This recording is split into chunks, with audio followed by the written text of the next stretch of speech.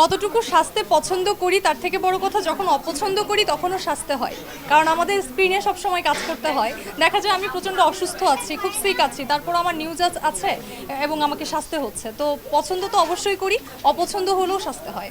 সেই জন্য তো আপনাকে প্রচুর মেকআপ কিনতে হয়। হ্যাঁ হ্যাঁ, প্রচুর মেকআপ কিনতে হয়। এছাড়াও বিভিন্ন জায়গা থেকে দেখা যায় প্রচুর মেকআপ পেয়েও থাকি।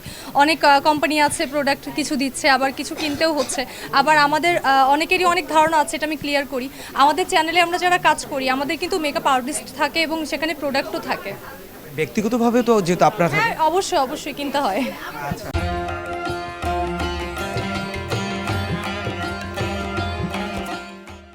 এত সুন্দর গুছিয়ে কথা বলে, অনবরত লাইভেও কথা বলতে হয়, কখনো বিব্রতকর অবস্থায় পড়েছেন যে আপনি ভুল শব্দ উচ্চারণ করেছেন?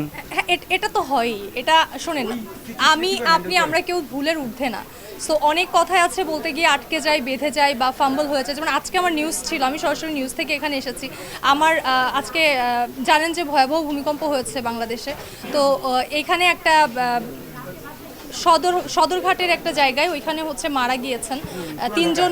হ্যাঁ হ্যাঁ, আরমানি টোলা, রাইট। এই আরমানি টোলাটাই হচ্ছে আমার বলতে গিয়ে কিন্তু আমার ফাম্বল হয়েছে। তো এটা আমরা সবাই ভুলের ঊর্ধ্বে, কেউ না ভুল হয়, ওটাকে ওভারকাম করি, এই আর কি।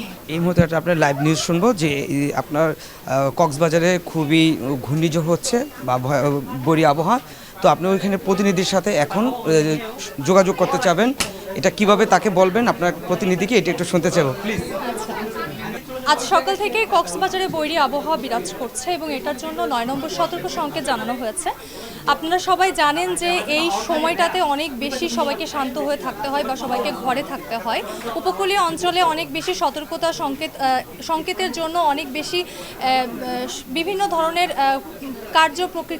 কার্যপ্রক্রিয়া তাদেরকে ব্যবহার করতে বলা হয়েছে। যেমন তাদেরকে উপকূলীয় অঞ্চল থেকে একটু সতর্ক অবস্থায় থাকতে বলা হয়েছে এবং দেখা যায় যে কক্সবাজার সমুদ্র সৈকতে না যাওয়ার জন্য বলা হয়েছে। তো পরবর্তী নির্দেশনা না মানা পর্যন্ত আপনারা সবাই ওইখানে থাকবেন এবং এই বিষয়ে আরও বিস্তারিত জানতে আমাদের সাথে যুক্ত হচ্ছেন রুমন রয়। আমরা সরাসরি চলে যাচ্ছি তার সাথে।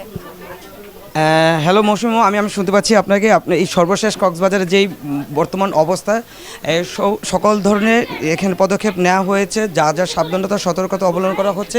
এই পর্যন্ত এখানে কোনো ধরনের দুর্ঘটনা বা কোনো রকমের বিপর্যয় এখন অবধি হয়নি। এই ছিল সর্বশেষ আমার কাছে। ধন্যবাদ মৌসুমি। রুমন, আপনাকে অসংখ্য ধন্যবাদ। দর্শক, আমরা এতক্ষণ দেখছিলাম, রুমনের সাথে যুক্ত ছিলাম এবং শুনছিলাম কক্সবাজার সম্পর্কে তার সবশেষ আপডেট সম্পর্কে। আমরা চলে যাচ্ছি পরের সংবাদে। পরের সংবাদ হচ্ছে যে অনেক সংবাদ পাঠিয়ে কিন্তু অভিনয়ে আসছে। আমার ক্যারিয়ার কি আপনি জানেন? আমার 4 বছরের অভিনয় ক্যারিয়ার আছে। তাহলে সংবাদ পাঠিয়ে কেন হলো? ভালো লাগা থেকে। অভিনয় কি মিস করেন? অভিনয় এখনো করা হয় মাঝে মধ্যে।